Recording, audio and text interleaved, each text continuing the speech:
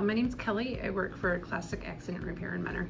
Lots of hands-on, which is pretty cool. It's nice to see all of the disassembly up close instead of from behind the computer. So it's been really cool. A little bit more of an understanding on the labor time and how long it actually takes, which will help me to be able to plan how many cars I'm going to be able to get in and actually disassemble and move through the line every day. So I know he said tomorrow we're going to be doing some suspension. I've never learned anything about that before, so it'll be brand new, all new knowledge, which will be really cool. Some suspension, AC, cooling, talk about what that's done to help your skill set.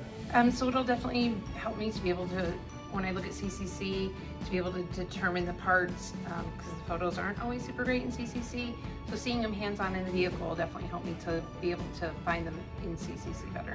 Great. And are you excited to get back and apply what you've learned this week? Yeah, absolutely. Great. And what would you like to say to DCR for giving you this opportunity? Always thank you for investing in me and the other employees. Great.